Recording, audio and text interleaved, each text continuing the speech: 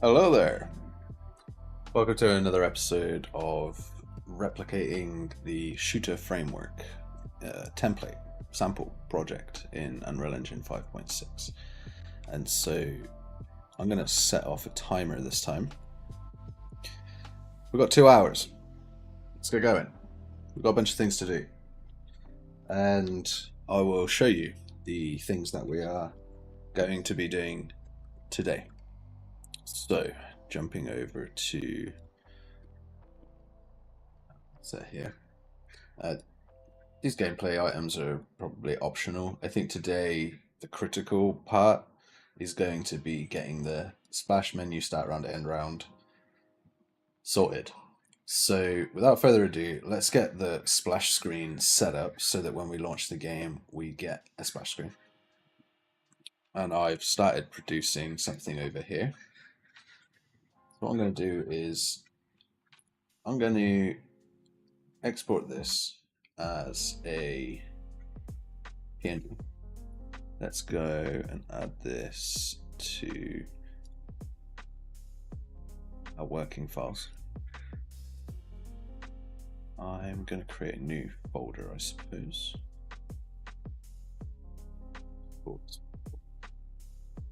X, I guess. And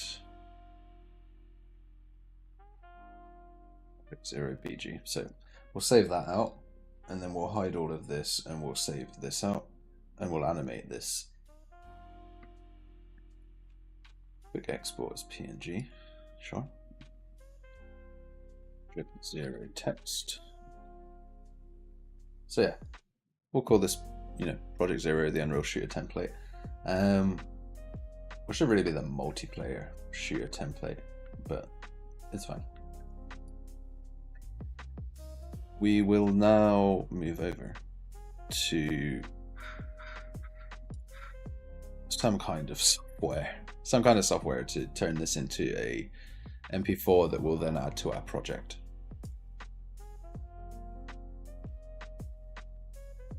I'm going to use CapCut.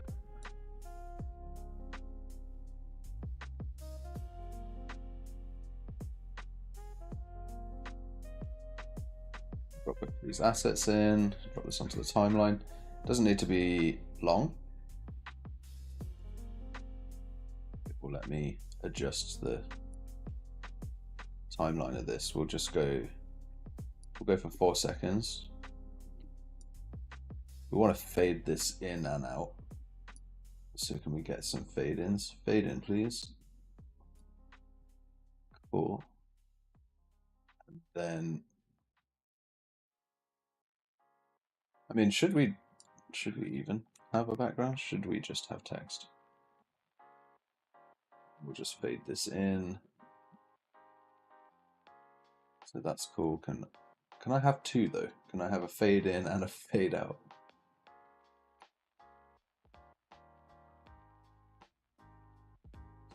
So fade in, Project Zero.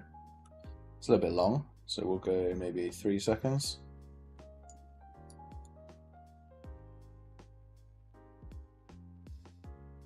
Fade out, please. Cool. It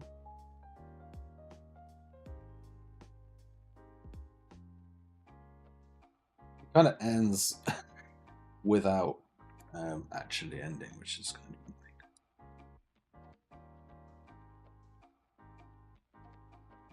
annoying. So maybe what we need is just a straight up black background.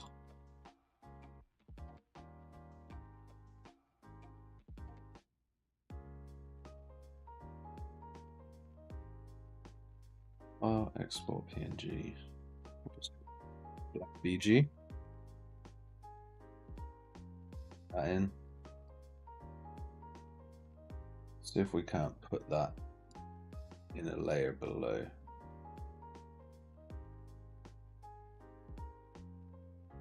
Still want this to be 3 seconds long. Move this in. Okay, cool. Also change the bleed in and bleed out. Let's go for 0.8.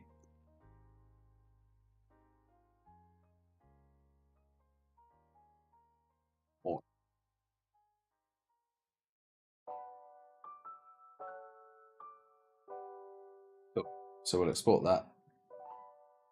Let's call this,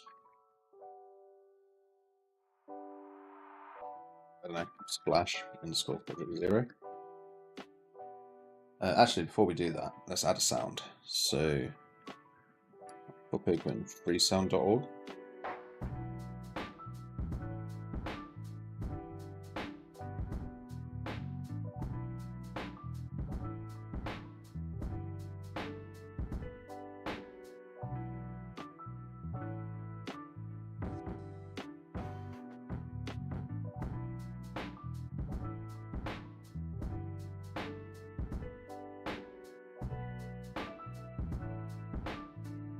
Actually, I have to sign up for this, so we're going to sign up quickly.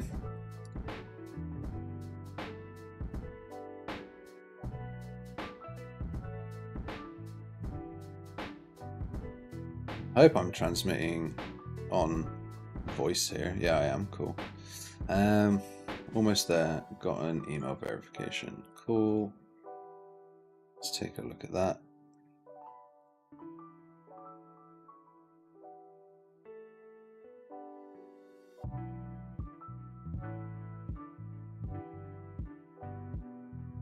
Okay.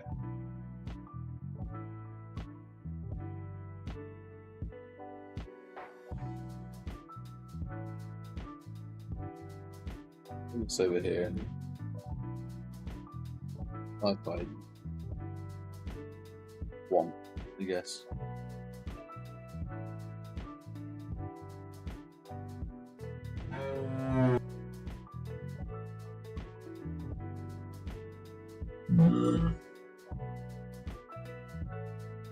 Don't actually think. I don't have Audacity enabled.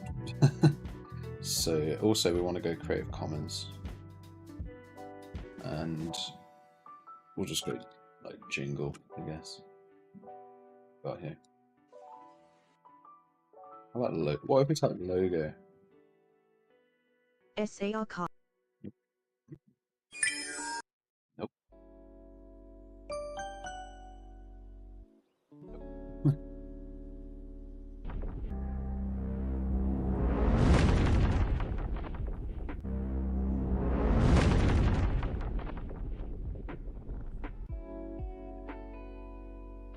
Bit much.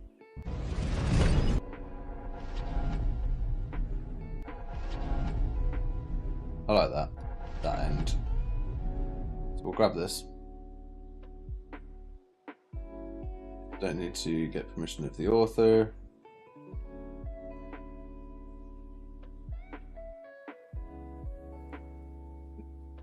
It's not attribution, so that's the whole idea. It's non-attribution. It does say you can get the attribution text. It doesn't say you need to attribute it though, because there's another option, free sound. If I go back a few, it's like attribution for non-commercial, attribution for commercial, and Creative Commons. So we're going Creative Commons, no need to attribute. We'll download the sound. Need to also check I have Audacity installed, which I don't, so I'll go install that right now. So Audacity is a program that allows you to just edit sound. It's fairly simple as a program.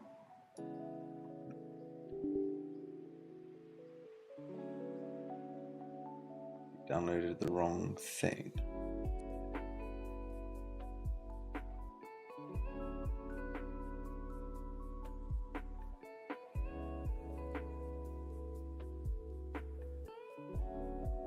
Maybe again.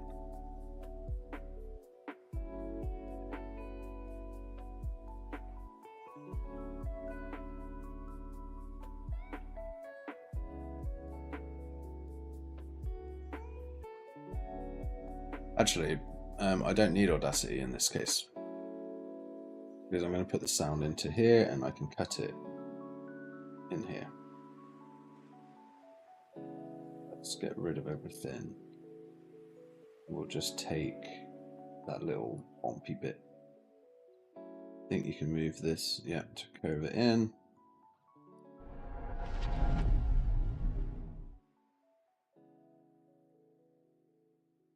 Actually, it's 4 seconds.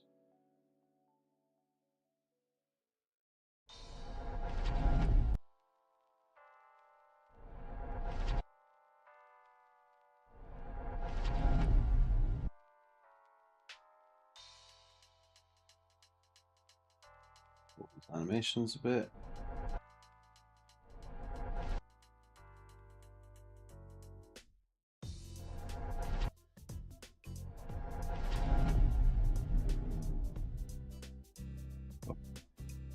Got that. That is our splash. I do want the audio. Export. Okay, open the folder for that. So the place that you put this for Unreal Engine is in the content folder. So we go show in Explorer. We go Arena Shooter here. We create a new folder called Movies, and then we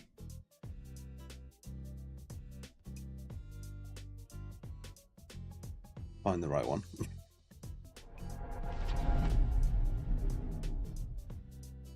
Oh, pop that in there.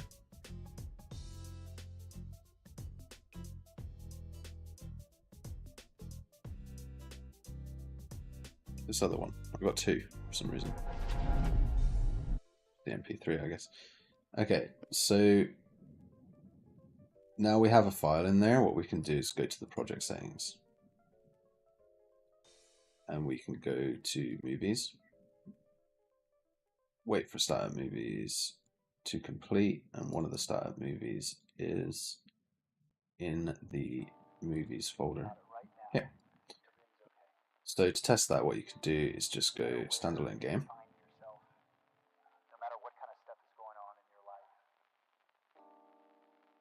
And hope that that boots up. So I'll show my other screen right now.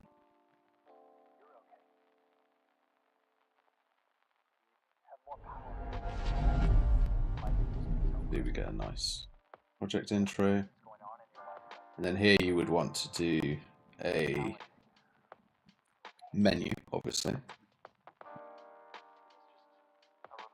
to get us into the actual gameplay.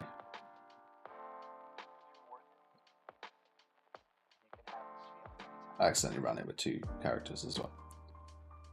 Okay, so that's the intro movie sort of splash screen done.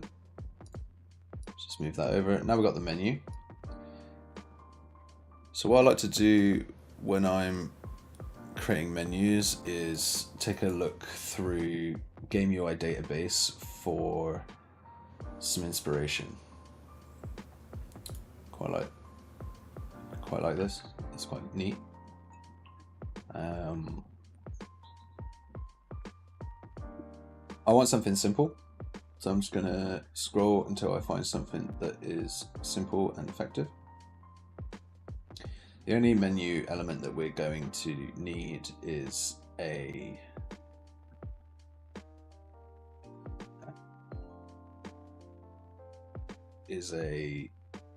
server browser, because we're gonna have this as a listen hosted game. So let's have a look where we've got 15 minutes in for the splash. We'll go 15 minutes in, hopefully, for a quick menu setup. I just have, well, we don't care about this.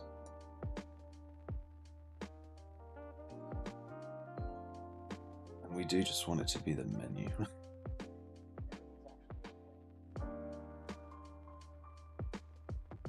We do screen select maybe.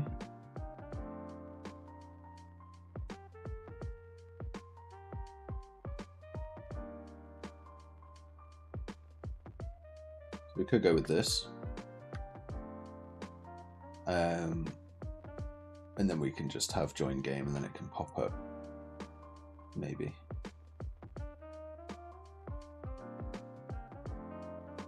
So let me look for a specific type of thing. Server browser, server player browser.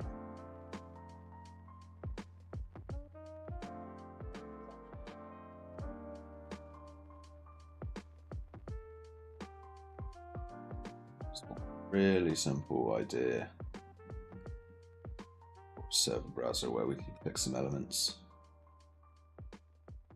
Something that's clean but slightly sci-fi maybe.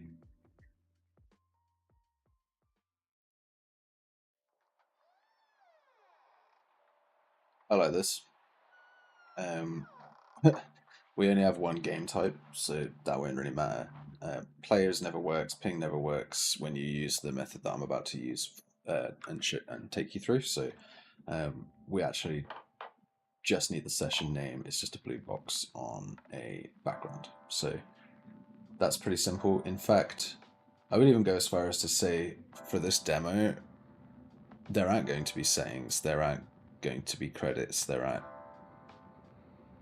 there's going to be a quit button, which we can just put at the bottom. And there's going to be just literally playing a server, so you'll either have host or play. So I'm just going to put that on my other screen, and we'll just create this UMG real quick. So in the template expansion here, let's make a new user widget. Score menu.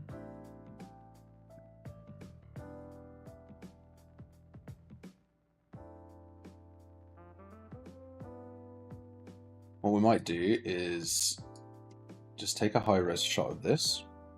High-res shot 1.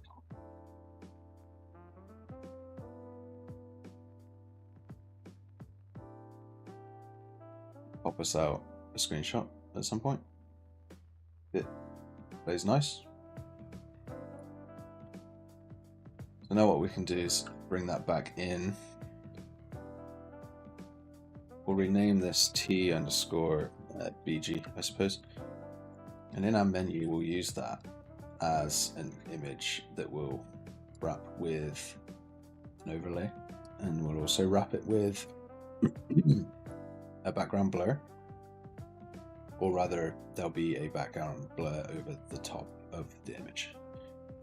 So let's make sure this is full screen. Background blur can be like 4. We'll add another image that we'll use to darken this.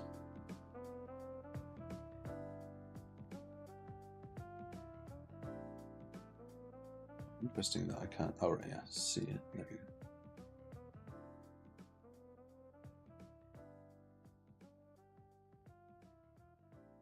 We'll just do that. Gives us something to start with. Next up, we just need. We're just going to plug a browser straight into here, but let's add a vertical to house that.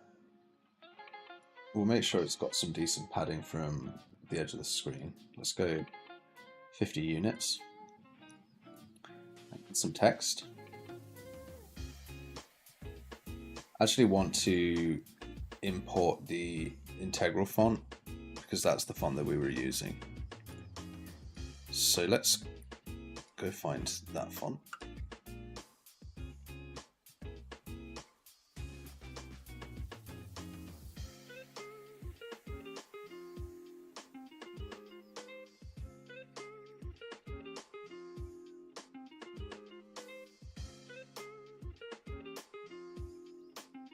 One, say yes. That imports us a nice font.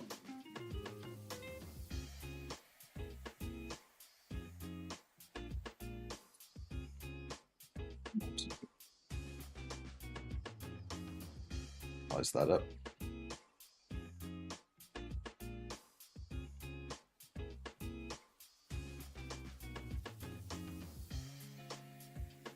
We want to go colored or just a nice sort of off-white. We'll just go slightly off-white here. We're going to need a styled button. We're not going to use common UI in this case because we're just making like a real fast prototype. So let's spend 5 more minutes just setting up the foundation for this. So we shall have.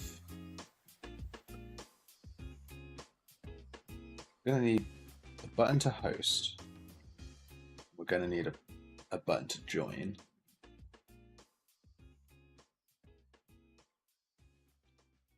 To join, you would just click one of the options that's in the list, and it'll say like join someone's server. It'll just be a row in the list, and it's a vertical scrolling list. However, we also want to consider where the host a game button goes. So maybe I could put the host game button at the bottom right, but I was going to say that's pretty far away from the first point of contact the player will have, which is up here with their eyes. But I do want them to prioritize joining a server than hosting one. So we will put host down at the bottom right here. And so let's just get a button. And we'll also, I suppose, get an overlay for browser. We can set this to fill the space out. We can push that button over to the right side, and we can stick some font in there that just says host game. Here's the size of this. And we'll change the padding. I like to do something like 25.5. Get it nice and centered. We'll give this button some style.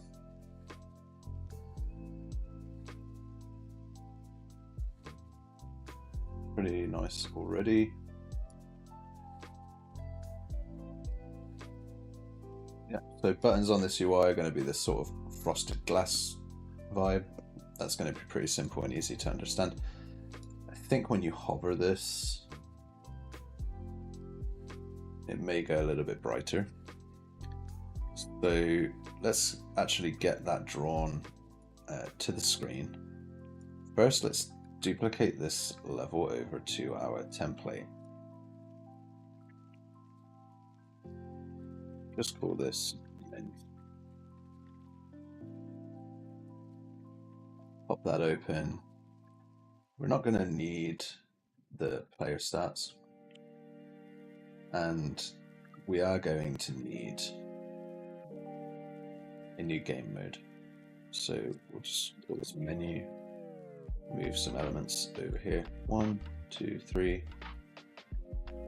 Move all of this over to our menu.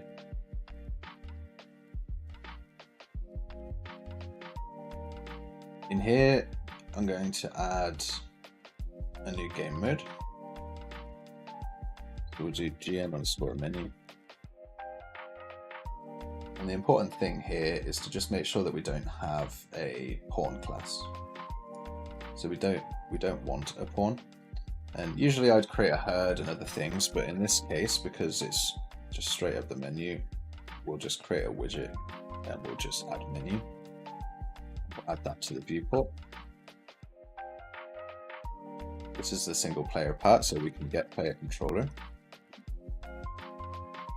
And set show mouse cursor to true. So that'll be pretty much that done.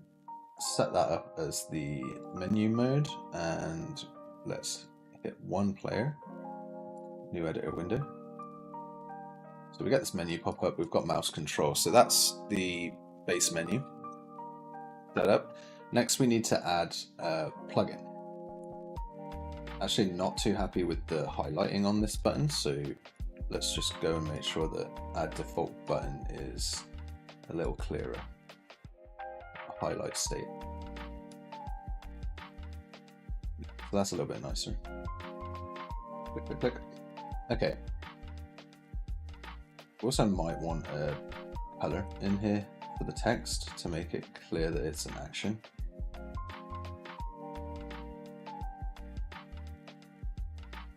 Maybe we could go with an outline, but we may also just leave it.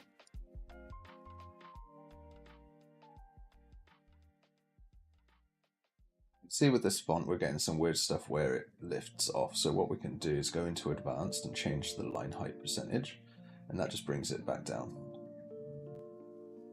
The outline color, let's go kind of go something. Maybe black was fine. Maybe like a gray. Doesn't feel very sci-fi though, so we'll get rid of it. Okay, so for the networking, let's go and make sure that we have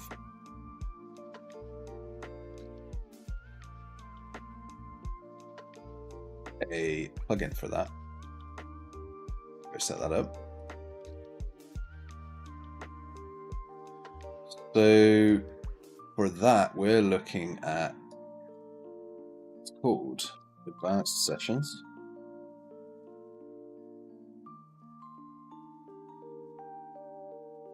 So we actually didn't want to go there. We wanted to scroll down just a little bit, go to GitHub here.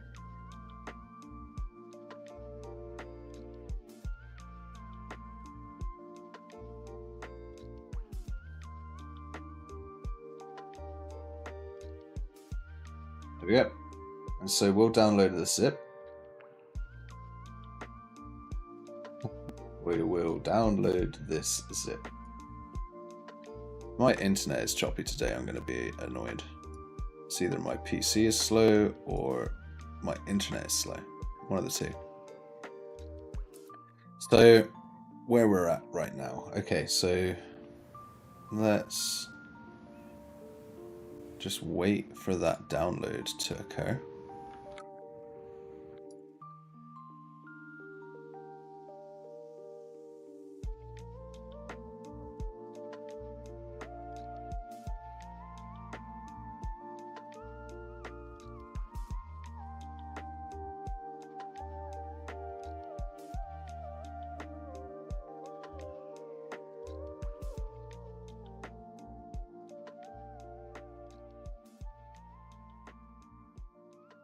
We will extract everything. So it's a zip, we extract the zip, and now what we can do is take these two assets, copy those into our game dev, and we've got an arena template in here somewhere. Thought we did templates, arena shooter. And so you make a new folder called plugins. What this plugin does is it allows us to more easily get a bunch of results to join. In fact, we don't really need it because we're not going to use too much from it, but we might use the tags. Okay, so that's in there now. We'll actually need to shut the editor down to let that propagate. And whilst we've got it shut down, we should make sure that our project configs are set up correctly so that we can actually join the sessions. I'm just going to go and grab the correct configs and I'll show you what those are once I get template open. So in the arena shooter configs, I actually can't remember which one we need to edit, so I will go double check that. So for this, I'm going to jump to an older project.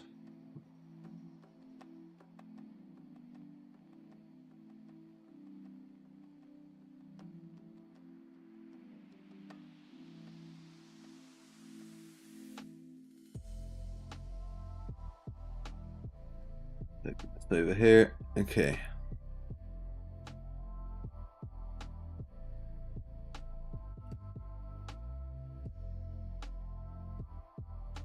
So it's default engine.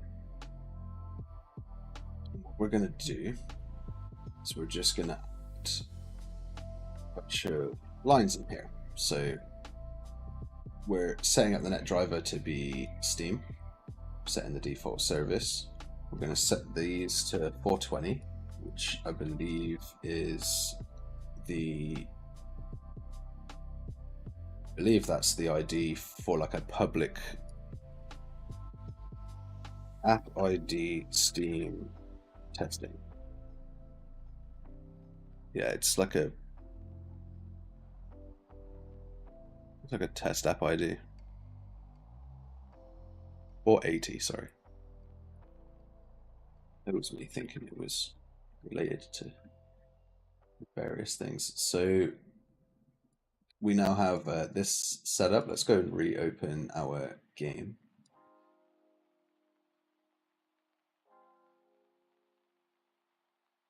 Following modules are missing or built with a different engine version. It may have downloaded the wrong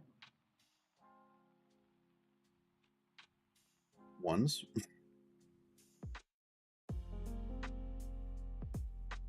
With the plugin. So I'm just going to go and take another look at that.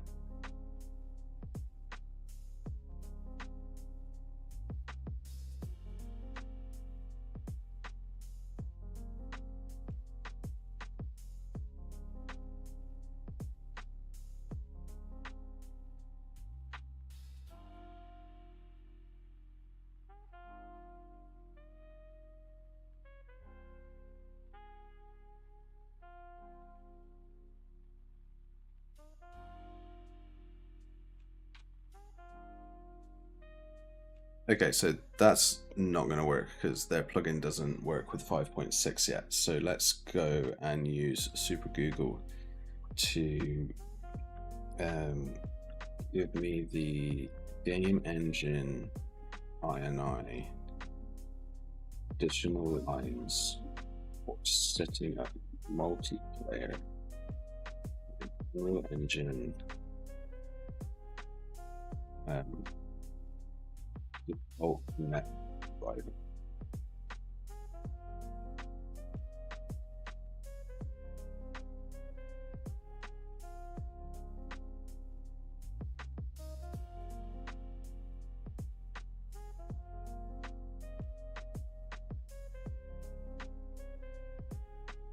Okay, so we've got something there. Back in our configs in our default engine, let's just replace the Steam stuff with this. So it sets up our port, sets up a couple of other things. For this to work, you'll actually have to have this port open, unless you're using a Steam plugin. And so we'll go max 32 players, and we'll have some little internet speeds there. Cool, we'll save that and see how that goes. Let's pop open the game. I think we were popping open the game, but I don't see it. Hey, what are you planning today? Hey, Dev. Dev Mike, I can show you actually. So I have a plan. We've done the splash already. We set up the basic menu sort of layout, I would say, and now we're working on setting up a multiplayer browser. So we're going to set up a quick template for like listing all the servers that are available when we search for servers and clicking on one to join it, and then we'll test that out. And then I'll create the start and end round UI. So we're just trying to get it to the point where we can put it on HIO and actually play it. So right now I am relaunching the project. Once I get there, once I find it. Of course, I've completely lost it, so there we go.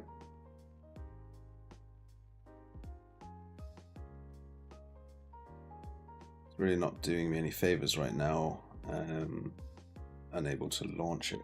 So let's try that one more time. Okay, that's launching on my other screen, and then I'll move it over. So we're working on. Sorry it took me so long to reply. I had the chat like docked somewhere else. But now I have the chat right here. Okay, so we're back in. We're in the menu. We can hit play. We get our quick menu, and we've got this host game button that we'll play with in a little bit. Right now, actually, what we're going to do is we're going to jump over to that menu. We're going to create a user interface widget. We'll just call this server browser. And we're also going to need another widget, widget underscore server entry. So let's configure the entry first.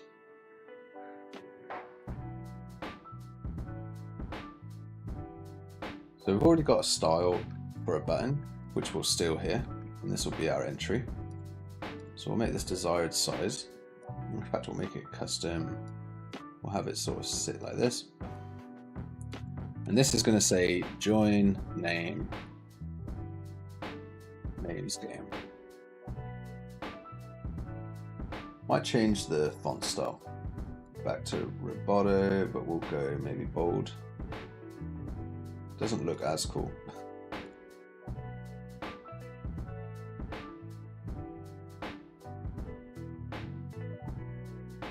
So let's import another font that we have access to.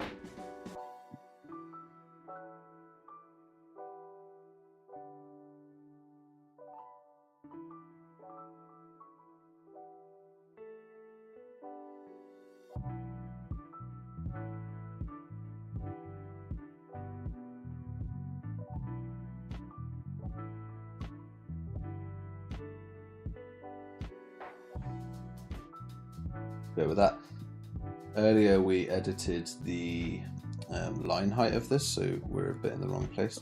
Okay, so we're going to join someone's game here, and we're also going to, well, we will want some padding between the entries, but that's fine. So this will be the entry. Let's make sure that this text is non-hit testable, which means we'll be able to hit the button, which is the join button. And there's one major thing that this entry widget will have as a property, which is the session result. So let's plug session result into here, blueprint session result. Let's make it visible or instance editable and expose it on spawn, which means when we receive a list of sessions, we're going to create a list of these widgets, and each of the widgets will have an inbound result. And then when we click on this button, we will join the session.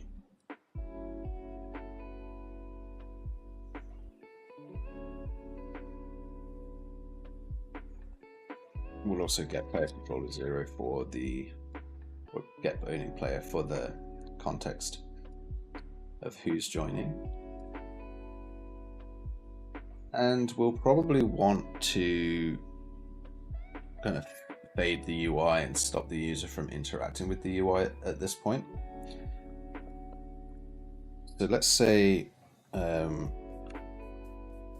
join session event. It's a delegate that we'll listen to, and it will have a couple of parameters. So it will have just simply success will be one of the parameters. That's on success, and this is on failure. And then we'll also have, well, yes, we will also have pressed. It's just a general event that happens when you click this button, and that just allows the parent who's going to draw all of these to actually respond to that event. In this server browser, we just need a scroll box. And we'll actually add, yeah, no, that'll be fine. And so we'll create a custom event called get results, or we'll call it get sessions. There's actually a function in Unreal called find sessions. Player controller, or the owning player of this widget. Max result 0, don't mind. Okay, so for each result, what we want to do is create a server, sorry, what am I saying? Create a widget. And it's the server entry. You'll see that we have a result there that we can add. Grab the scroll box, child, What we can do is also cast this to scroll box slot and then set the padding. And all we want to do is just add a little bit to the bottom. Maybe 4 units just to give it some spread. So as soon as this server browser is created, we will get sessions. And back in the menu, we'll create another button, and we'll make sure that we've got. We'll make sure that we name them. So host game. We'll also have refresh servers.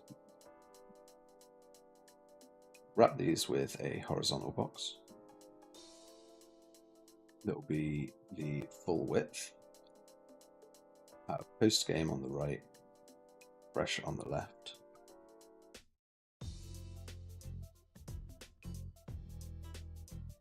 And we'll set this to fill and stick it on the left. So now we've got 2 nice buttons and a little scroll box slot here. Let's give this some padding so that we're not touching those buttons. Let's put our server browser in here. So you can't actually see anything because it doesn't have any particular graphic. So let's go fix that. Let's add a border to the scroll box, and we'll just make it black and slightly transparent, although that should be brush color yet. Compile this and we take a look at our menu now. You can see we've got like just a slightly different color in there. Maybe we should go white, would be a bit clearer. Yeah, so that'll be our server list there. And on the pre-construct, what we'll do, so pre-construct allows us to pre-visualize some elements. So what we'll do is we'll do a for loop.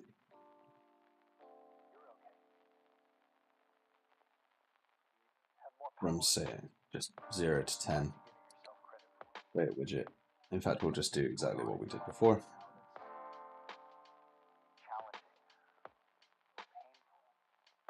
Another thing that we'll need to do is clear this when we pre-construct. And this is just for design time so that we can see how it looks. One thing I like to do is move this into a create entry function. And that means that if I update the create entry button, my previs is actually doing the same function.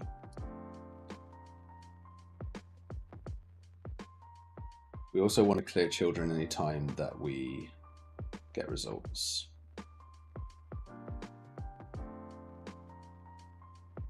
Okay. So also typically on success and failure, I would also play some animations to tell us the state, but that's not too hard to do, and I don't really need to show it off right now, and it's not important for the core of what we're building. So you could think of that as like UX polish. So we have this get sessions function, which is handy. So yeah, we got our entries now.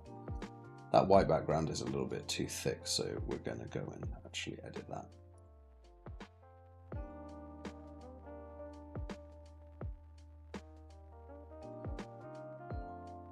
That's not too bad. Okay, so refresh button. Click on this.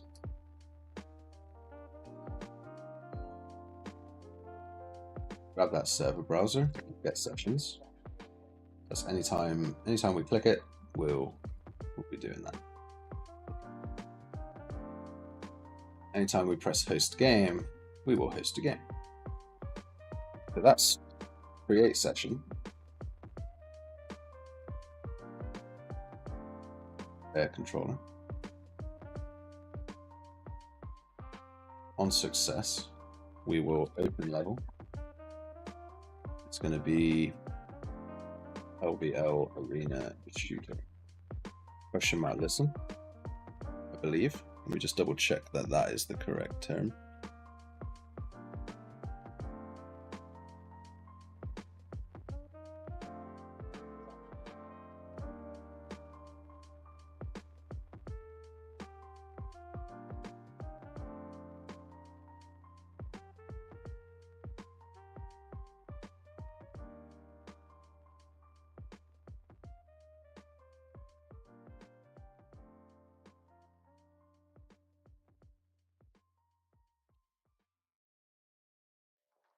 Might just be without a spacebar. So we'll do that.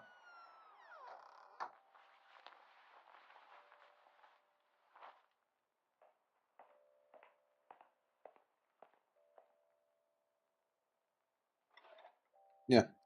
So we've created a session, and on success, we're going to open this level. So let's try that. We'll get 2 clients playing in standalone from the menu. Oops. One. This one will host a game, and this one will refresh the servers. Because it takes quite a while when you're doing it through the editor like this.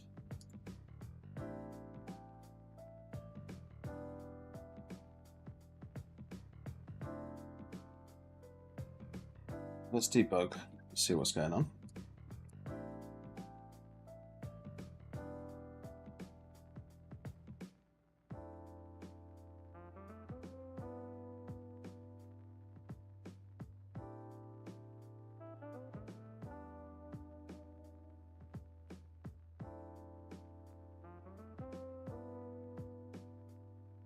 Successfully returned no results.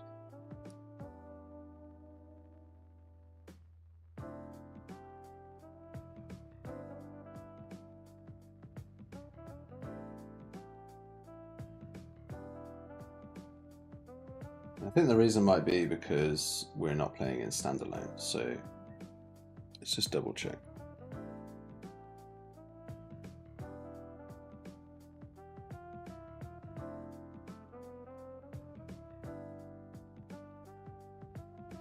Double check our configs as well.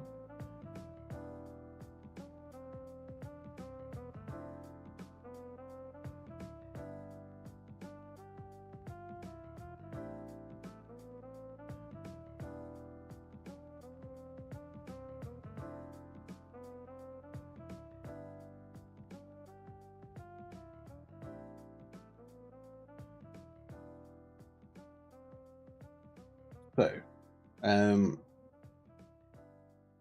apparently max results needs a number. So we'll just stick 100 in there. Let's try it one more time then. Post, refresh.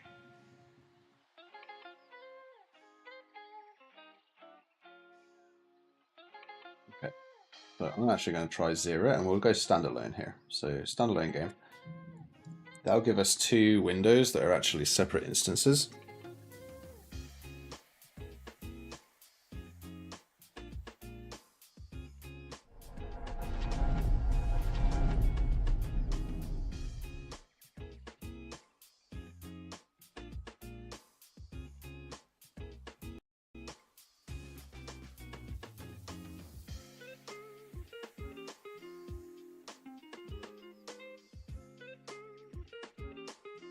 Okay, so we get 1 person to host,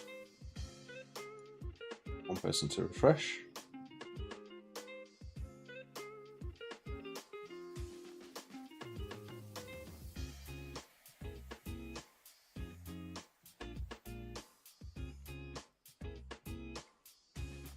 Still not getting any servers, which isn't great.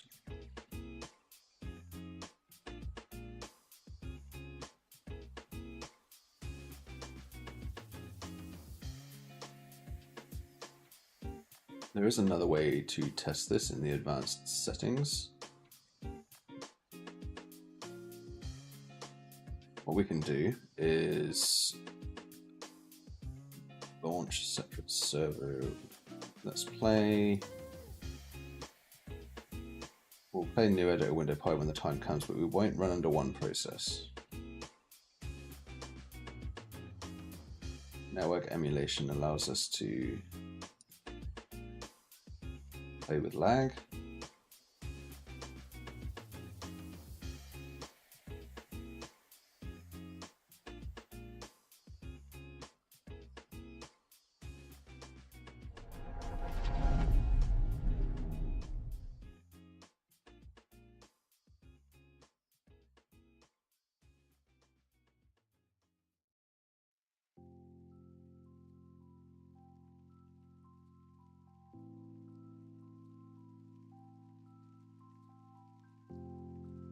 Okay, so let's just do another Google here.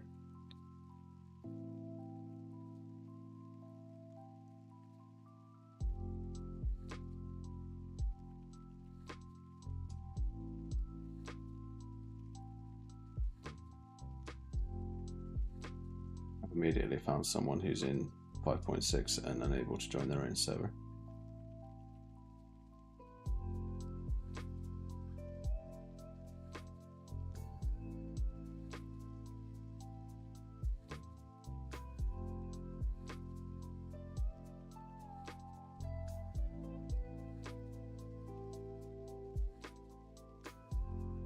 Theme sockets plugin. Let's have a look at that. Edit plugins. Theme sockets. We'll restart that.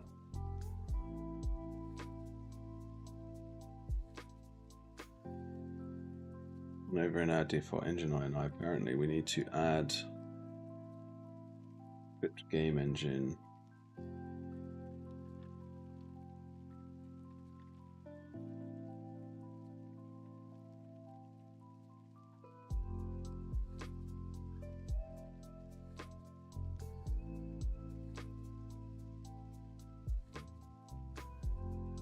Theme sockets net driver.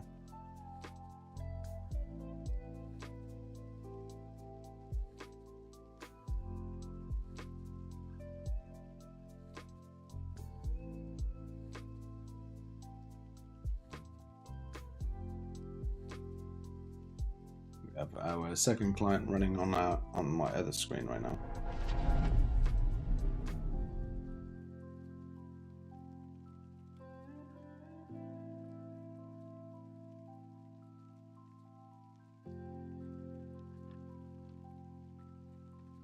We are using the Steam sockets. We probably need to set up the Steam information.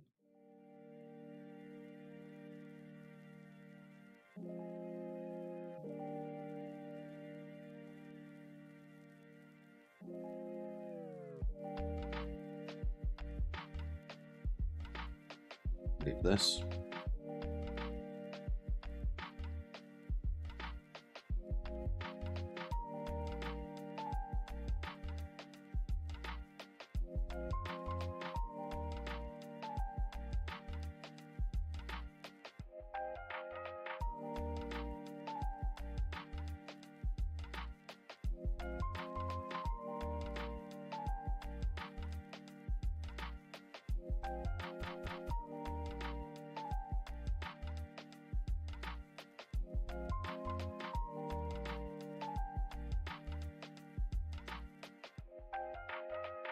Try that.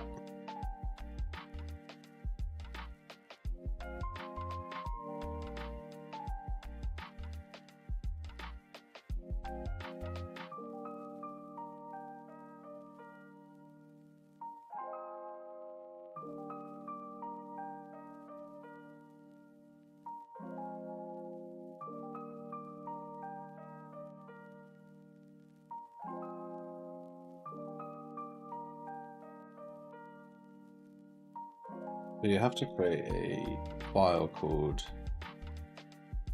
name app ID.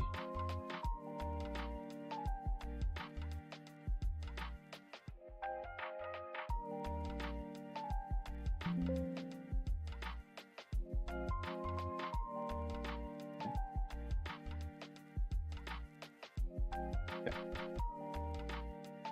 Let's not run this under a separate process for now, see if it works fine. Mainly because it takes longer.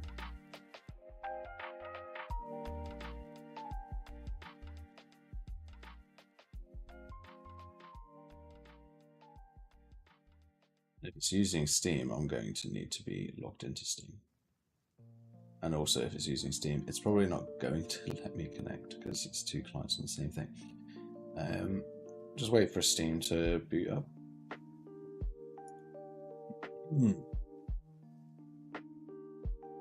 So,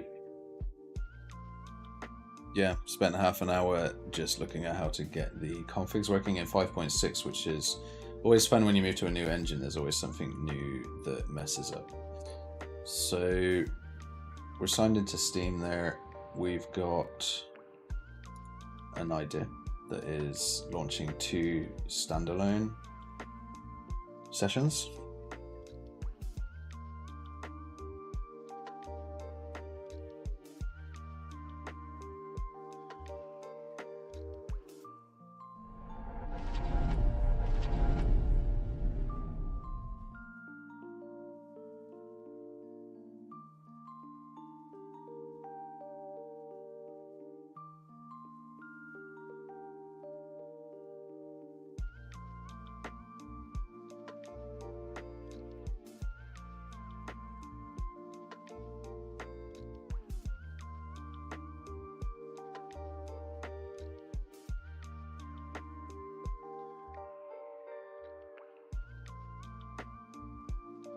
Okay.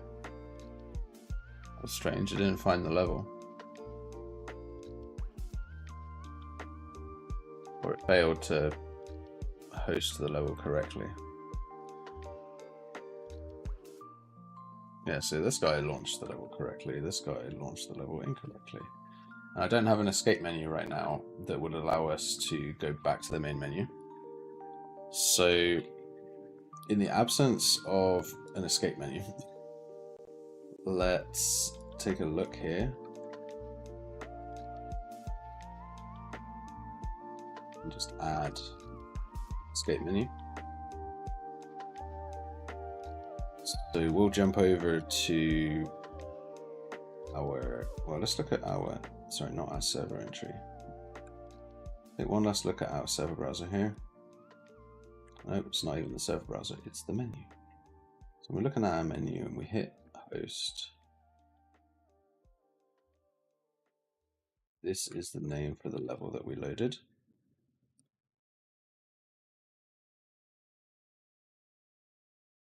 It's also the name here.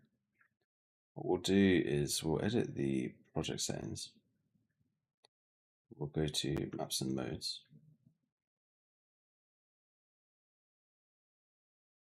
Set the server default map to arena shooter.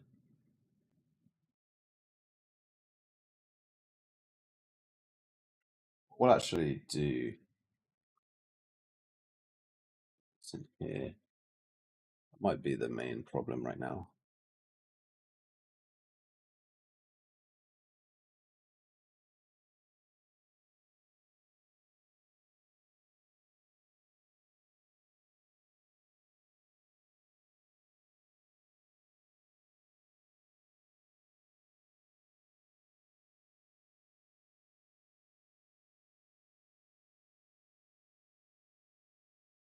It does make me wonder, so I'm going to close it all down.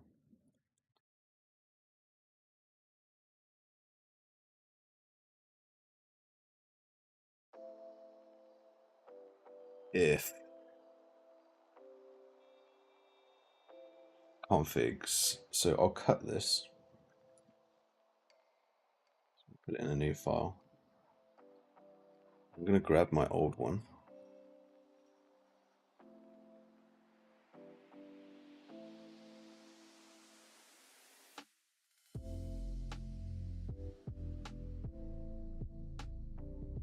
Launch that. See if it was just an issue of incorrectly using the launch params.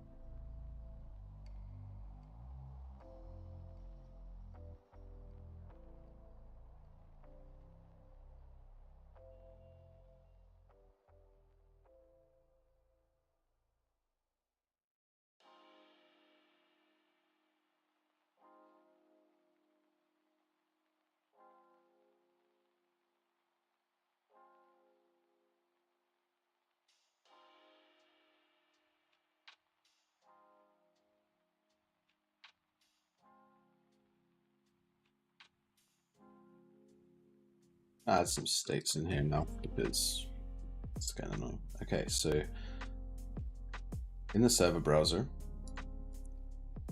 we're going to wrap this with a widget switcher. We're going to get a throbber, circular throbber. Put that right in the middle.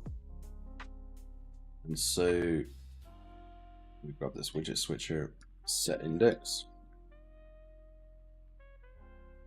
When we click on the get sessions, or like whenever we search for sessions, I'm going to set the active index to 0.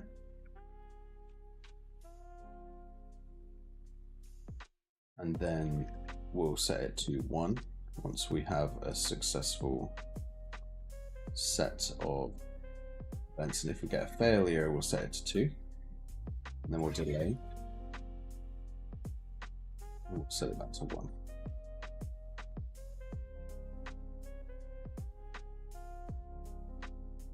So what we do is we grab text.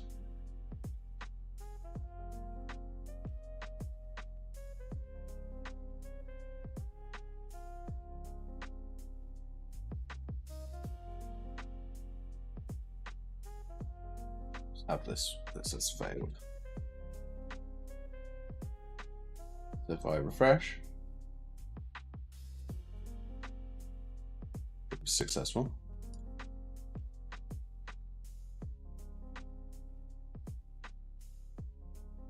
And that was also successful.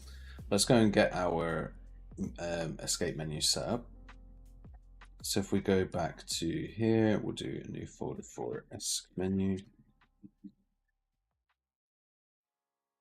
Get it on the user interface, we'll do escape menu. I'm going to grab the same kind of motifs that we did here, so we'll just grab the entire thing.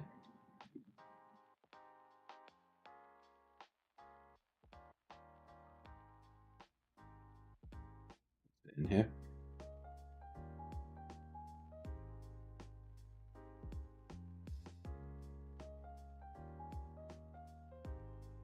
We leave game. That'll take us to the menu. We'll also have quit game. We'll just quit the game entirely.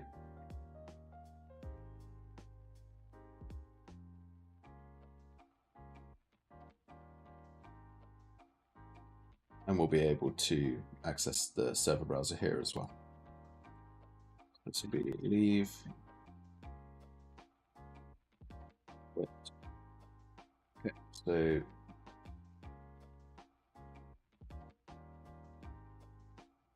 one at a time. When we quit game, which is player controller. That just ends the game. You can play an animation before you do that. When we leave the game, we just open the level by name. It'll be LVL_menu, and we'll destroy any active session.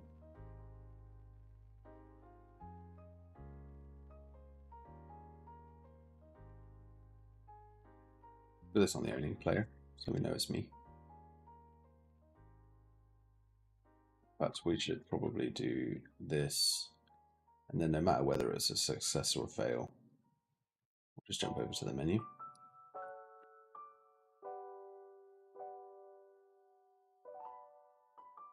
And of course, if we click the refresh button, we should refresh the server.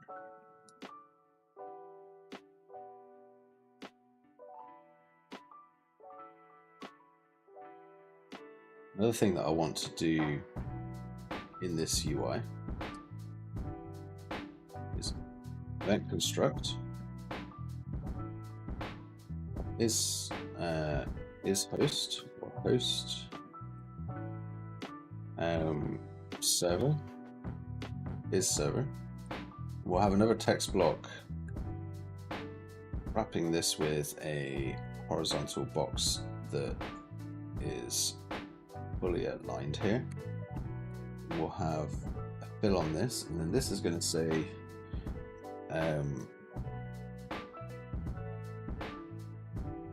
It's going to say host or client, or offline, basically.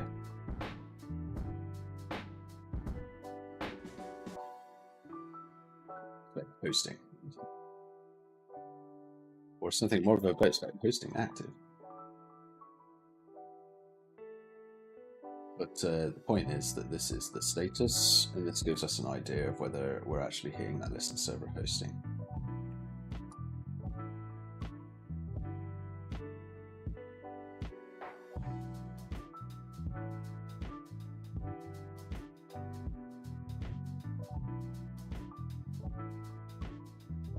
If we are a server,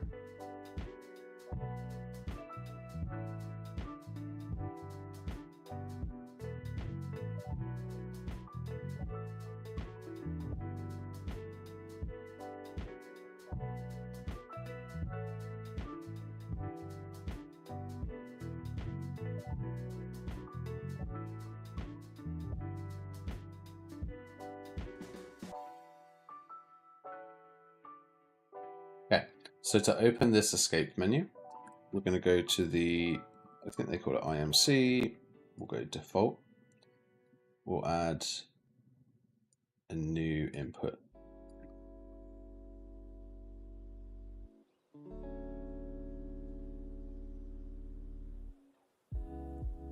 Escape key.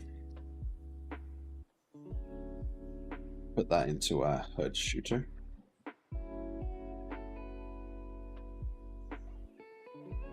We should put it into our PC shooter.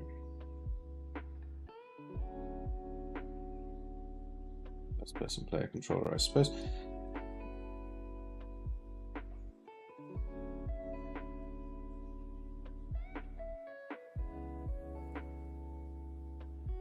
What we can actually do is we can have it in the escape menu. So we'll do IA escape inside the escape menu.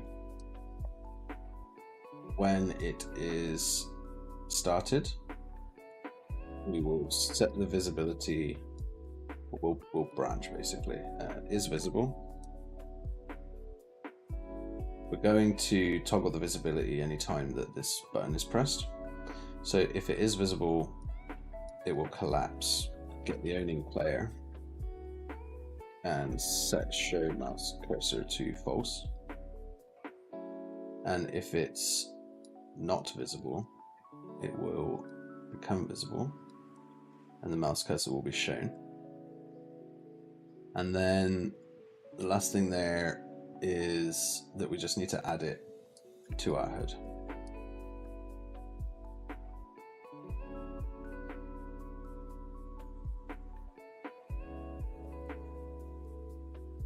We initialize it collapsed, but the input will be active in the background of that widget.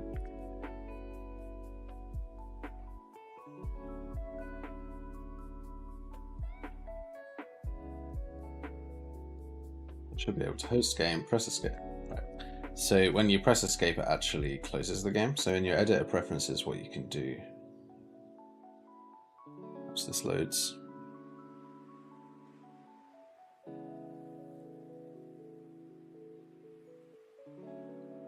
is find the pi key.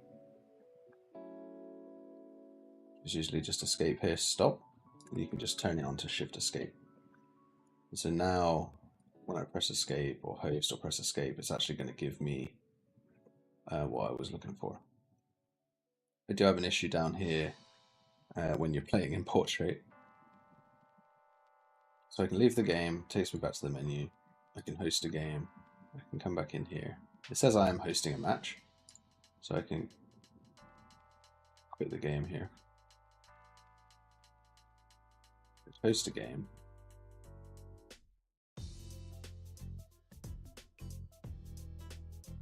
I am able to join manually.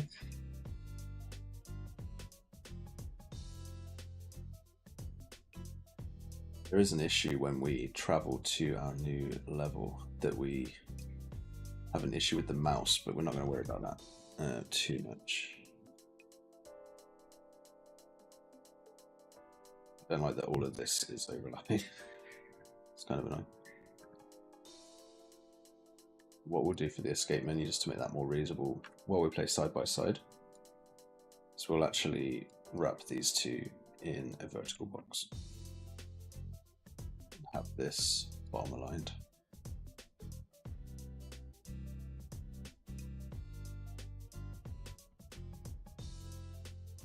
Another thing, when we activate this escape menu, we'll want to set the input mode to UI only. To be to ourselves here, and then here we want to set game only. Flush any inputs so that you stop moving.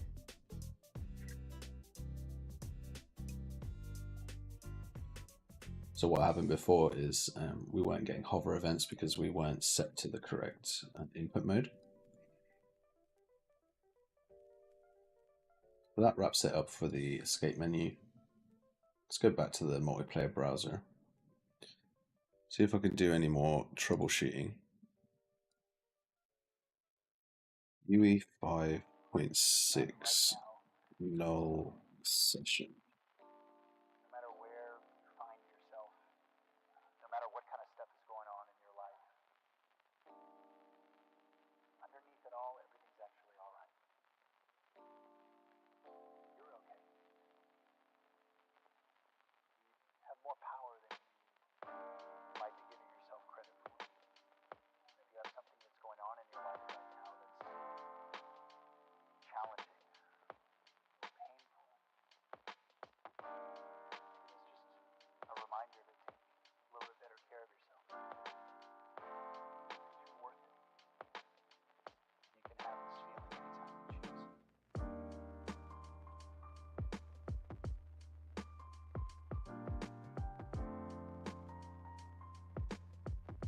So I could join it through the IP, which means that it does exist as a game. It's just that the session finding or the session searching isn't working.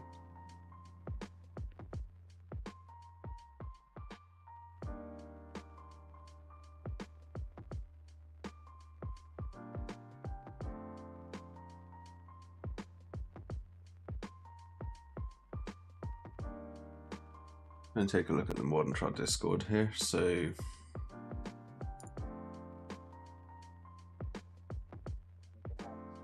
Modern Trot's the person who makes the multiplayer plugin that I was trying to use, which allows you to use Steam.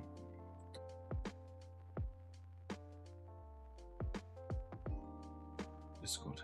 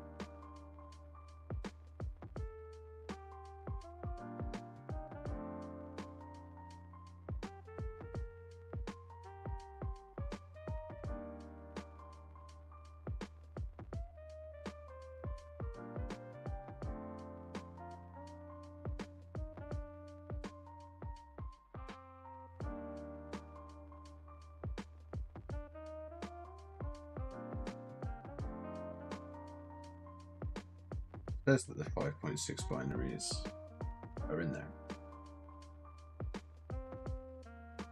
Yeah, I didn't see them. So, blind?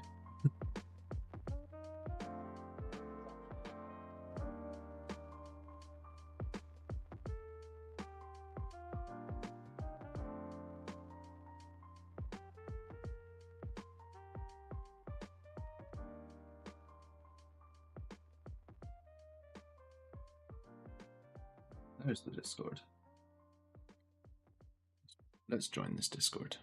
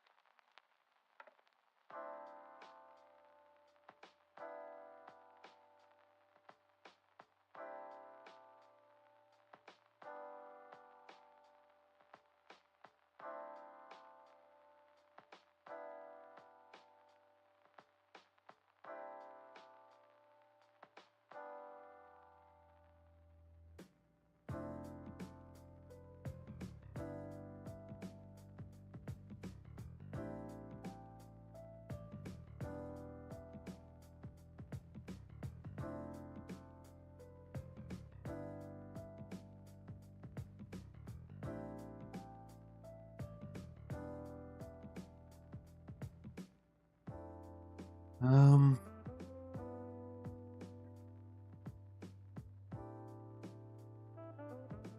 I already downloaded this. Let's go have another look.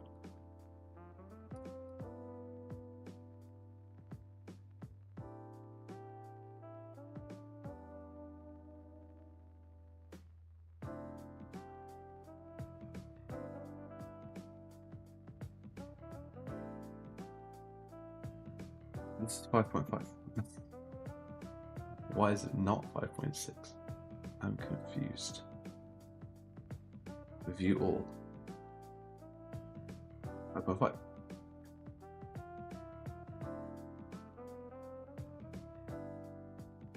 Got to assume that master is 5.6, though it wasn't set up as such. Another thing is, pretty sure. Oh, there we go. Look at that. It's not on the GitHub yet, I guess. So there is example blueprints. We'll also take that because obviously that's going to help a bunch.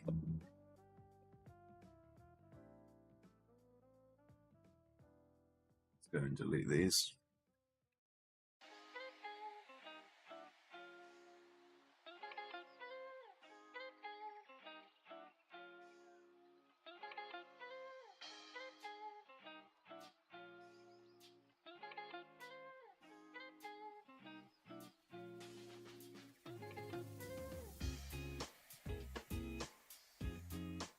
I don't think it downloaded. Download, please. Download. Okay.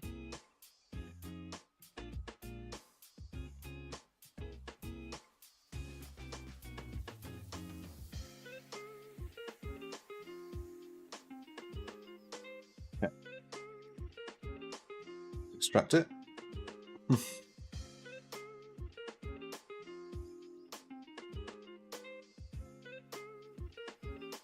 I've got our nice example blueprints, which we will dump straight into our content browser, make sure that we're doing the right stuff. We've got the advanced sessions and Steam sessions, which we will dump in here. New folder. Puts that in there. We'll close the editor here. We also need to make sure that our config is set up for Steam. Go to the Discord to check that out. We've got 38 minutes on the clock here.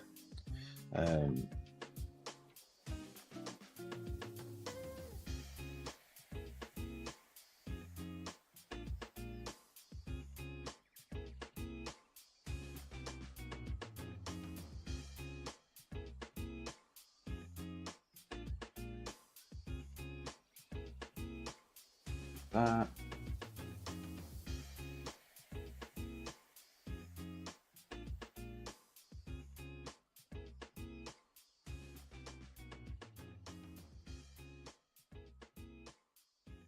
And then I had basic one for Steam at some point.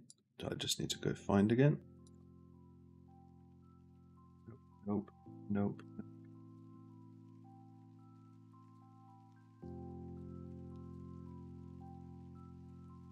Here.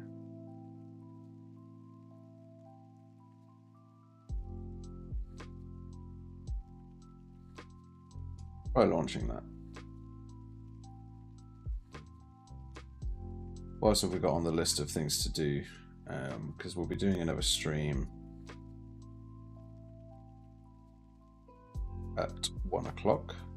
That'll give us a chance to test this.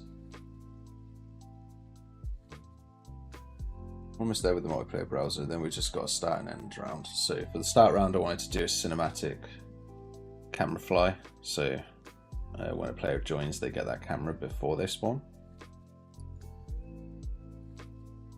And then for the outro, just a scoreboard, which means I need to track all the players' kills independently.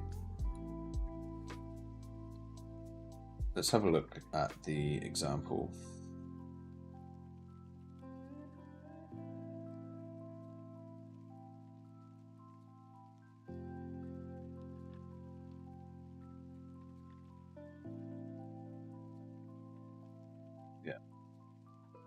So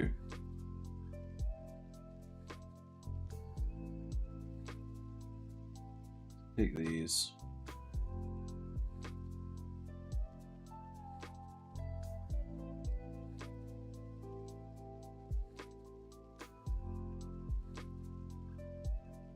Why does this have a break?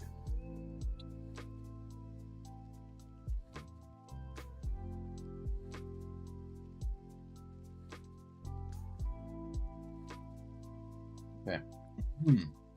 Go back to our variant template expansion. We've got our server browser here. We are now going to. We've got project name here. Well, game name value is going to be project 0.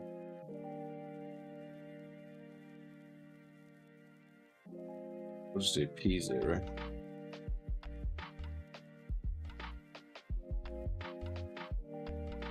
little bit shorter. Okay. This will be LBL over. Okay.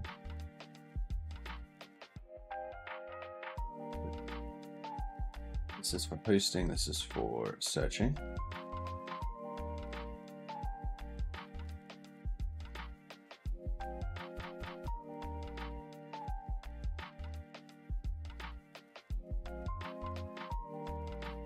So for the join, server entry,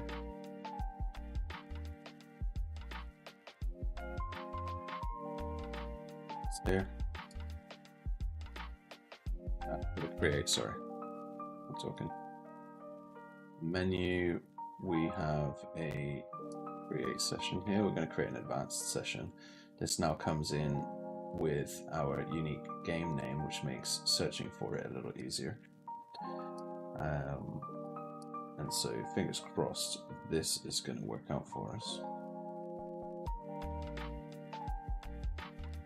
We are hosting.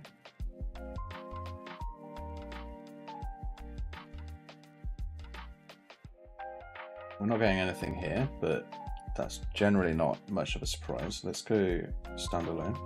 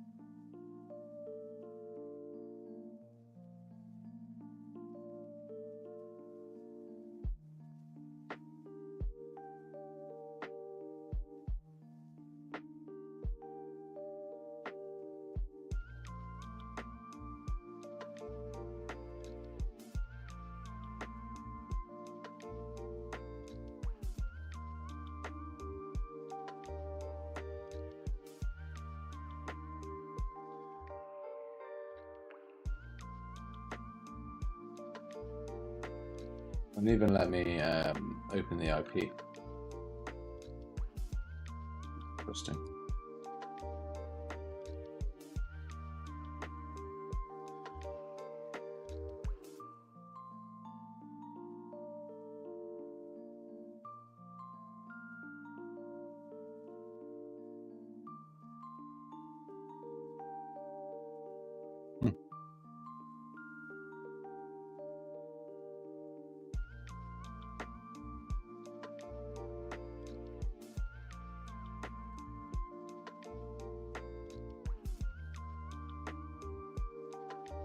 And there's some backend stuff in 5.6 for extra security. This is just not going to let us actually connect, which means it's the end of this project because we can't go back to 5.5 because we're in 5.6. So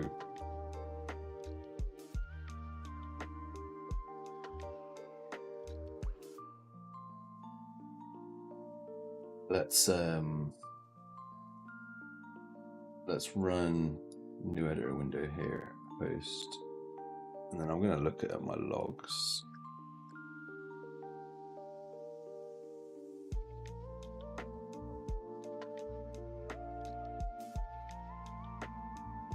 It says that it found a session. Found a session, ping is 25.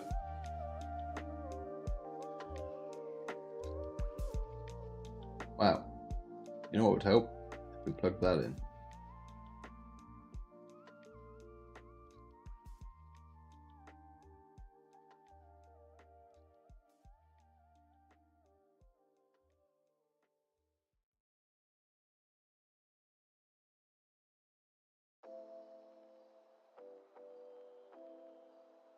Okay. It was almost like Task Manager for a second there. I mean, but I was like, I'm gonna end it right here if I can't fix this. Okay, so checking out the timer here. Apparently we have 30 minutes. I wasn't expecting to have 30 minutes, so that's a good thing. Sorry that took so long. Well, now we're using the Advanced Sessions plugin, so that's great. Okay. So we're able to connect. The only thing is that session doesn't actually come in with a name. So what I was hoping to do was allow the user to plug in name for the server.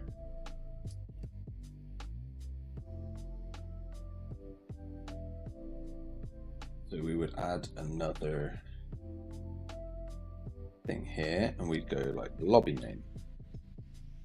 That would be whatever comes out of this next widget that I'm going to create, which is going to be a widget that allows you to set a name.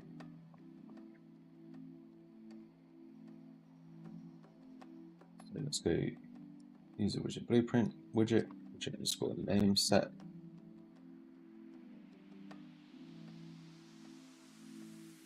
Copy a couple of entries from other places to make our lives a little bit easier. So that's an entry, we want the browser. Let's grab the border. Let's grab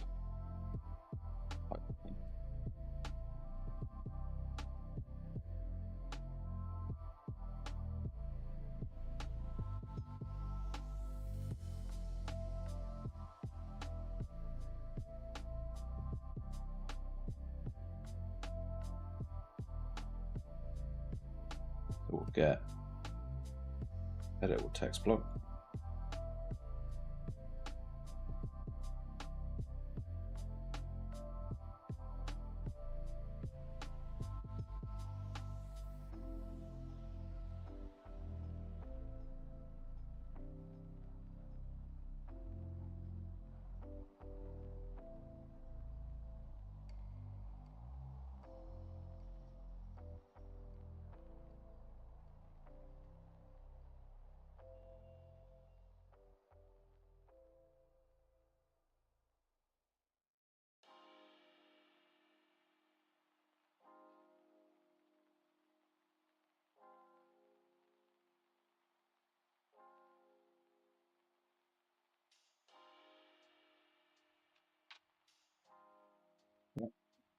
When this text is committed, we will trigger a delegate, which is text to commit, with an output of text.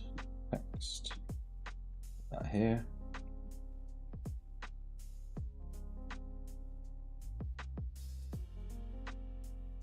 Back in the server browser,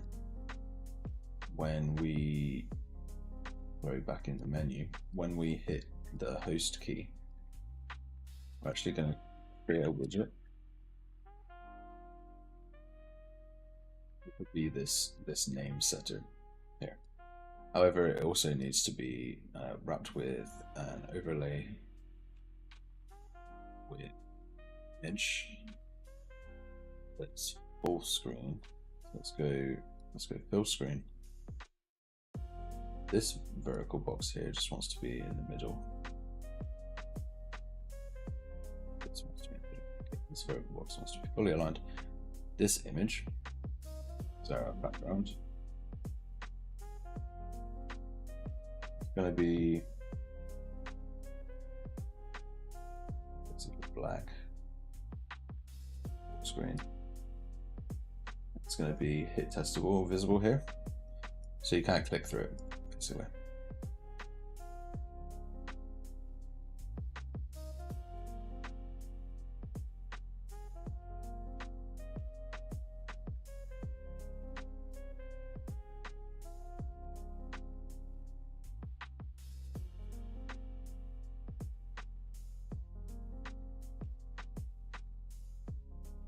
When that text gets commit, that's going to be the lobby name.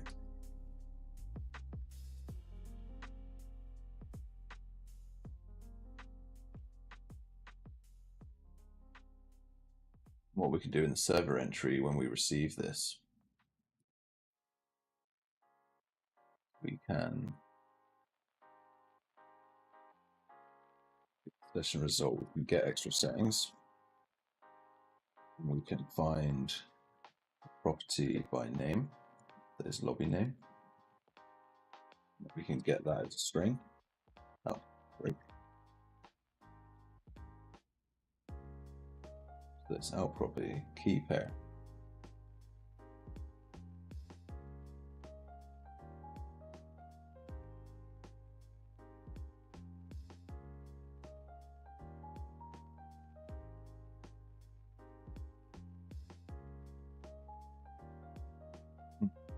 I forget how you do this. Get session property string. Once we get that, we'll take the text block, which we'll call tb_name.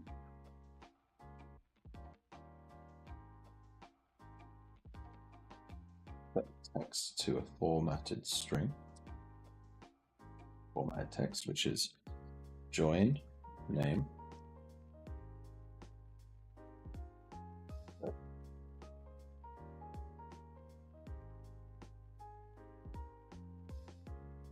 If it fails, not found, or wrong type, we'll just say join server, join custom server.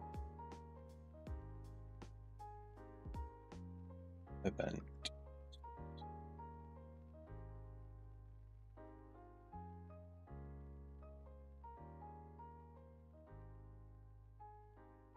Now when we hit play, host game. Oh, I didn't add it to the viewport. So here, this needs to be added to the viewport.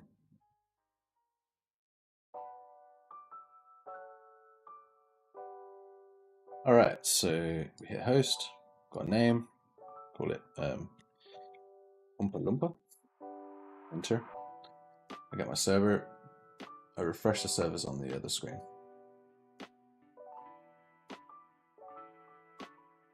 I joined the Oompa Loompa server.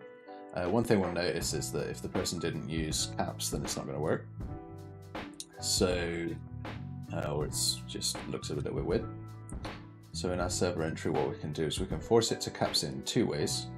We can either do this to upper directly here on the string, so that reformats the string, or we can go to the text block and we can change the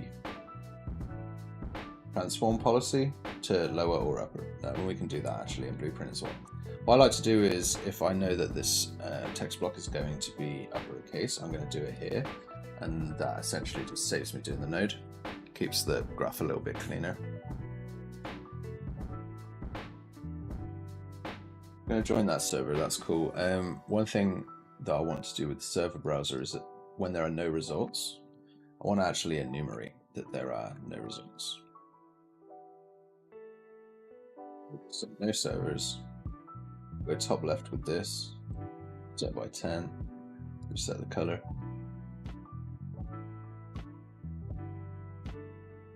So what we can do is, we've got all these created entries. So in this scroll box, we can say has children.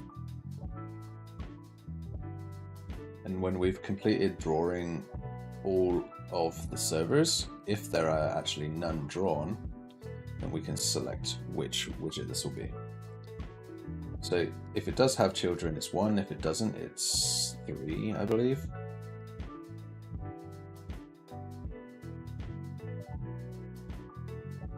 No servers, yeah, cool. So that's that. Then we host, new name.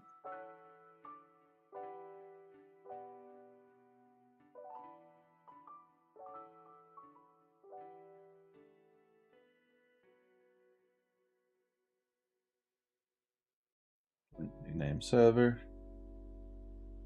Get into our game. We have to have our mouse still visible at the start of the game, so let's fix that next. How long have we got here? We've got another 20 minutes. So let's close off the multiplayer browser and move over to start round. Oops, didn't mean to do that. Let's make it blue. Okay, so for the start round, let's close everything down. Close the other tabs. Actually, why do I have a content browser there? Okay, so for the start of the round, rather than just spawning. Yeah, man, silly little gems. What was the last one there? Little upper on the text blocks. How you doing, Zer? Are you good? I spent like half an hour just now. I was trying to get the configs going for the actual multiplayer joining, which was annoying.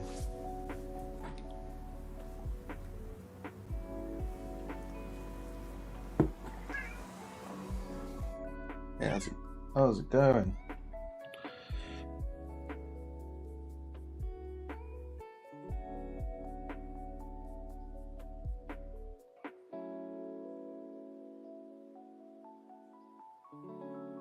Okay, so I want to do a round intro cinematic.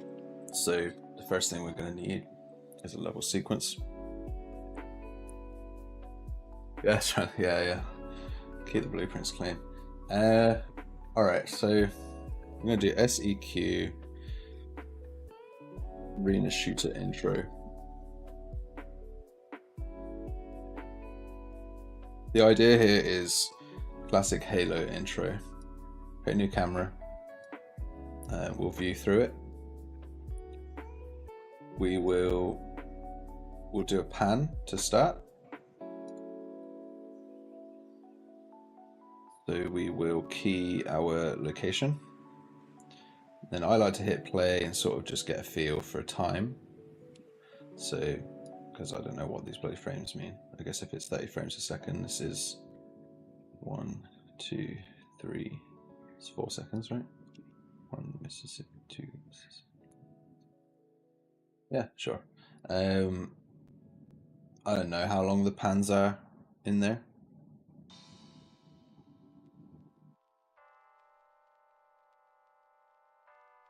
I didn't work on that one, but yeah, the company did.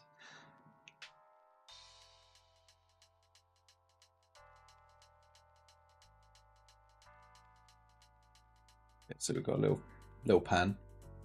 We're going to stick a widget in the top left that says the name of the map or something. We'll do one more pan. And so that should take us up to understand how we can be at 120 there. And then... Oh, I see. Right. 240. That's the length. Okay, so the way I'm gonna do this, I suppose, is I'll create another camera that I will start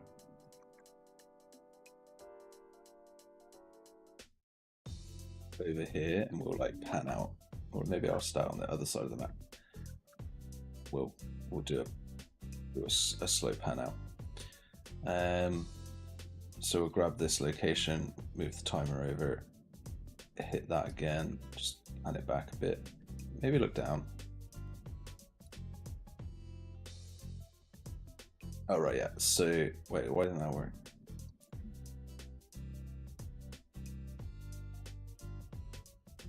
I guess I need to key it again.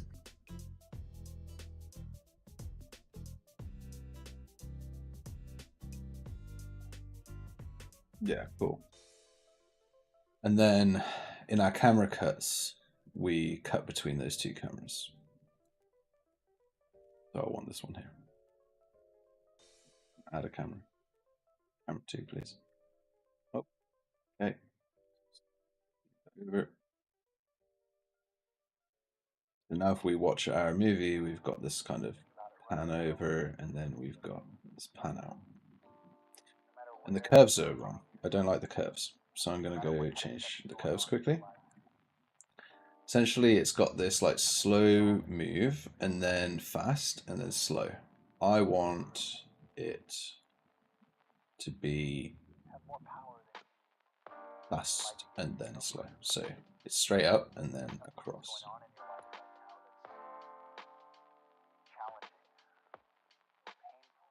So this kind of feel a little bit better. Slows down towards the end. Oh, I did it on the wrong one. Cine camera 1. Did something fun. Okay.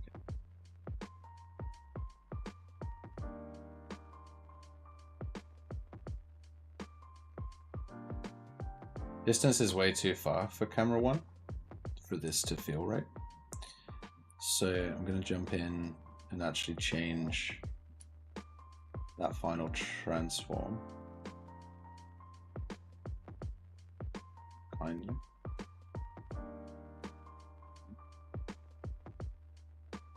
I'll move it back over a bit.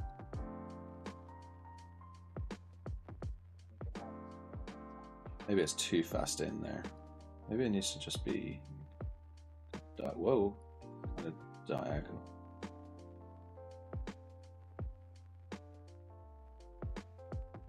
I just want it to come to a rest. The end. So it just comes to a rest, and then we get our second camera. It actually now has a bit of a bell curve. Don't like that either. Branching out, man. Yeah, I've done everything. I've literally done everything in Unreal. Touched it all. Can't. No rest with the wicked. So let's pop this over here.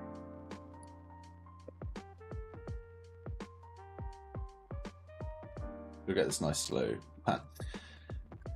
Save everything up. Control Shift S. Okay. So we have our animation. We now need to ensure that that's played for the client the moment he joins the server. So in order to manage that, let's just make a new folder called Cine Intro. I'm going to make a blueprint for this. Actor BP Cine Intro. And in here we will have a variable reference to a sequence.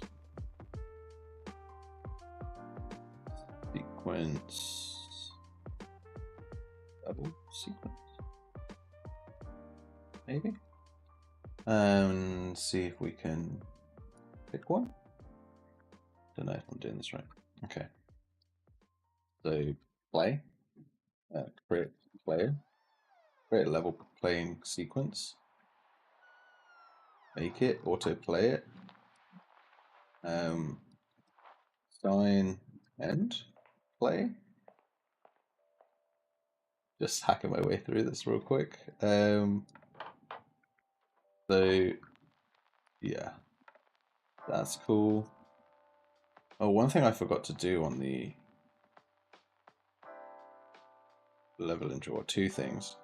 A, I don't know where it's saved. There it is. Let's put it in the right place. B, I didn't add any fades. So in the camera cuts track, what you can do somewhere in, sorry, add here, there's a fade track. So we want to start at 1, 1, 1, and end. Just sort of just fade out, you know. So throw it in there like that, and then reverse that at the other end.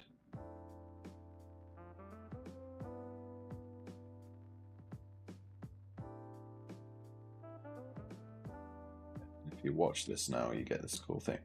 Now, if you're editing your timeline and you're trying to like position the camera again, but you're getting this fade, you can just hit this eye. Now you can play with it, but just be aware that like that's actually permanent. It actually hides it for the next play. So that's a little bit nicer. Okay, so when this blueprint begins play, it will play this cinematic for the player, and when it ends, we are going to tell the server that we're ready to spawn. So let's go to Arena Shooter. How long we got here? 10 minutes. We should be able to finish this intro. So this is going to require a little bit of replication. So in GM Shooter, there's a function called can player restart. Player can restart. It's going to be false if a variable on our player is false. So in our shooter controller, if we open this up, we'll add a new variable called ready. It'll be replicated, and we'll create a custom event called server ready up. We'll set that variable to true, and it will be run on the server. Because we're on the server now, we can get the game mode, we can test a GM shooter, and we can call restart player on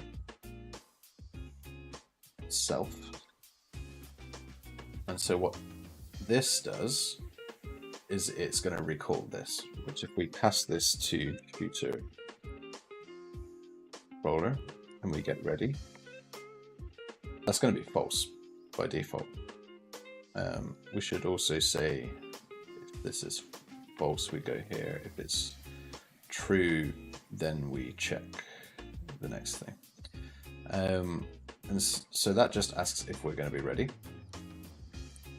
which means it won't spawn our player until we're done watching the cinematic. And so if a player joins late, they watch the cinematic and then they spawn. This can lead to issues when the round state changes. So we might actually have to add another condition here that's like, and the round isn't ended. But that's pretty simple.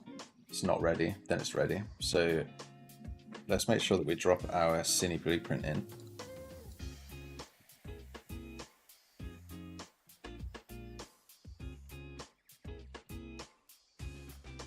We get a HUD, but we don't have a pawn. So we need to fix that now. So our HUD initializes and it draws a widget to the screen, but we don't actually have a player yet. And so what we would do is we would get the only player of this UI overlay, and we would assign pawn possessed changed, and if this pawn is valid, then we would use that pawn and we would get his inventory. And that is how we bind.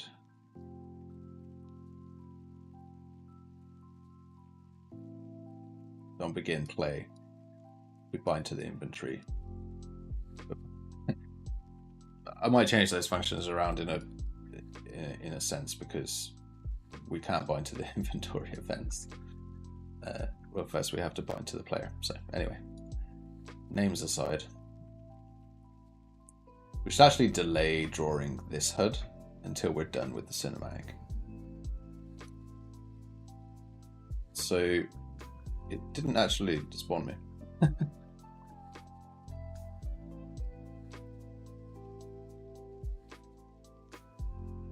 Because I didn't get player controller. Computer. That ready. What did we call that function? Server ready up.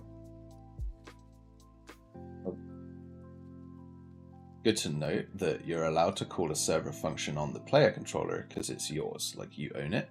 You are authoritative over calling functions on that. so that you can send messages to the server.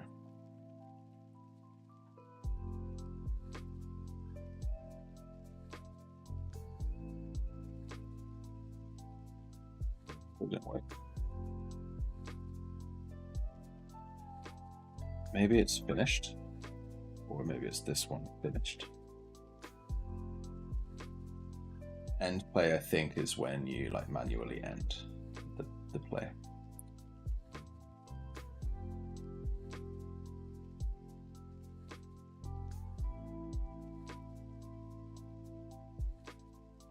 Cool. So now we're in here. The last thing that we need to do, and we will do this in the player controller, is event possess. Find event here. Event pawn changed. We just want to set show mouse cursor to false and set input mode game only. In a real game, I'd have some kind of stack, because it might be the case that you already entered the escape menu, and if you were to just randomly call these functions in a production game, and there's other people working on it, then you'd get in trouble because you would cause a lot of bugs. But because we know that we're having a very specific flow, doesn't matter too much. Maybe I could stop them from opening the escape menu during the cinematic, which would be a massive faux pas. We will already have done that. Actually, maybe this is enough. Okay, no, it wasn't enough. So let's also do this. So the mouse is gone. I should have input on the character after this. But I can't move. Move.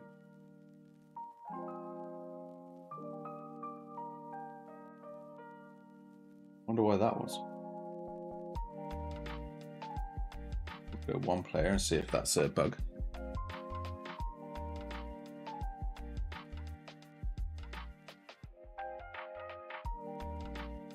Do that, but I can't move. And I know why. It's because I didn't call the parent function on this blueprint begin play. And if we double click on this, well, apparently that doesn't work anymore, but you'll see that the movement inputs are actually added there. So in this extended class, because I created a begin play and didn't call the parent, it overrode the changes from or the code that was run, which sometimes is intentional. Sometimes you want to, do a sequence like this, or even like delay until you have your parent class called, because there's some things that you want to do, but or just not call it at all because you want to change the entire behavior of, say, a weapon when it fires. But in this case, we do want to call the parent. Okay, so our UI overlay, we have a couple of elements in here. What we're going to do is we're going to take this overlay root, we're going to have it be collapsed, and we're going to set the visibility, visibility to non-hit testable, because we're never going to interact with this HUD, and that's going to happen when the pawn becomes possessed. Now we have this nice sort of view. If this was full screen, it would look obviously like this. It's got those like border edges. So if you don't want those edge borders,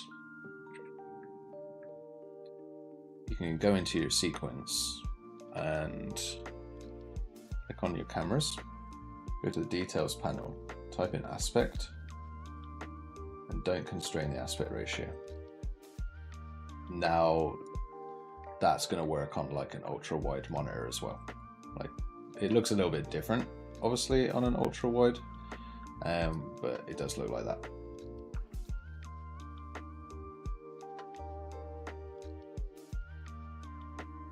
Okay, so Apparently I'm hosting a match. Did I actually run the function for that? I feel like that was wrong. I shouldn't be hosting a match in that sense. Unless I've got this set to server. No, it's standalone. So don't think that functionality actually worked. Escape menu. Hosting active text.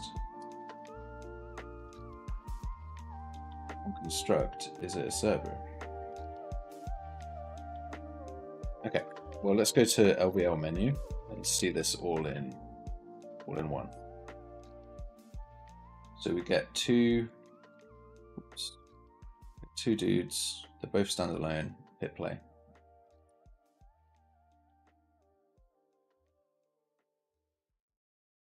This one will host a game.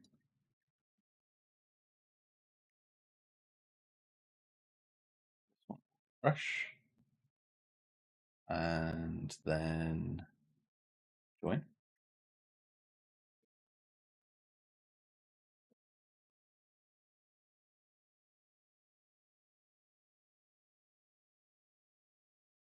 Let's just spawn someone.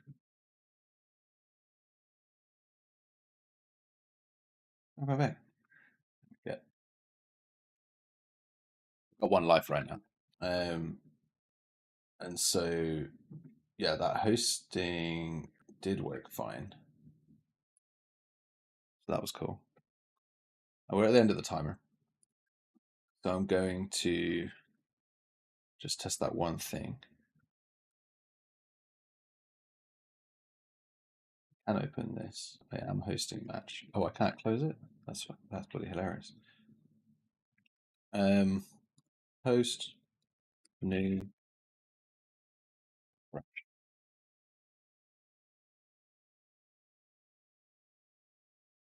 join. So it does work. It is client. I guess you just add a server when you're standalone. Which, to clean that up, what we could do is just type standalone. And we'll do a second selector in here. So if we're standalone, we'll just stay standalone or solo play. And otherwise, we know we're kind of in a hosting scenario because we're not standalone.